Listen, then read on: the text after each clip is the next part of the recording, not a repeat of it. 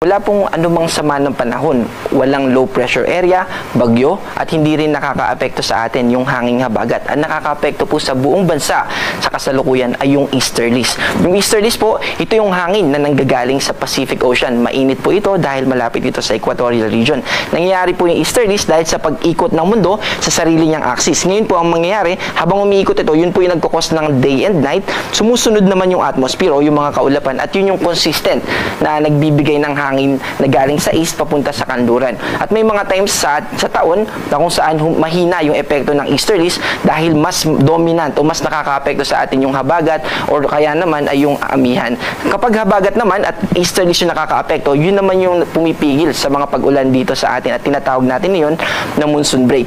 At ano nga po ba yung epekto nitong easterlies sa ating bansa? Kapag easterlies po, maalinsangang panahon yung ine-expect natin dahil mainit yung hangin na associated sa easterlies. Pero at the same time, nagdadala rin yan ng mga kaulapan. Kaya posible pa rin na magkaroon tayo ng mga kaulapan na nagdadala ng mga pagulan sa eastern part ng ating bansa. At times din, yung mga kaulapan na yan ay umaabot sa central and even sa western part ng ating bansa. Katulad nung naranasan natin kanina. Yun po ay true form of thunderstorm. Kaya yung mga thunderstorm na yon, pag umabot po dito, halimbawa sa kanina, umabot yung kaulapan na well-developed dito sa Metro Manila, kaya nakaranas tayo ng mga pagulan. Kaninang 10:30 AM ay naglabas tayo ng thunderstorm advisory and around 11 pasado ay nakaranas na tayo ng mga pagulan. So in short, kahit po maaliwalas na panahon yung nakikita natin, partly cloudy to cloudy skies, ibig sabihin maaaring maulap hanggang sa bahagyang maulap yung mararanasan natin, nandun pa rin yung tsansa ng mga thunderstorms. Yung thunderstorm naman, madalas sinasabi po natin ito nasa hapon nangyayari. Kasi yung phenomena po na nangyayari kapag daytime, during halimbawa pag sikat ng araw, naiinitan po yung ating mga kalupaan.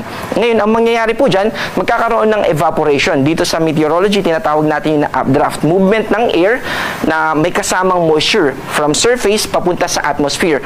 At yun po yung nagpo-form ng mga clouds. Ngayon, kapag naging well-developed yung clouds na yun, magmumove siya. At nakadepende kung saan siya magiging sapat para magpaulan, dun siya babagsak. Ito rin po yung tinatawag natin na localized thunderstorm. Kapag localized po, for a specific area lang.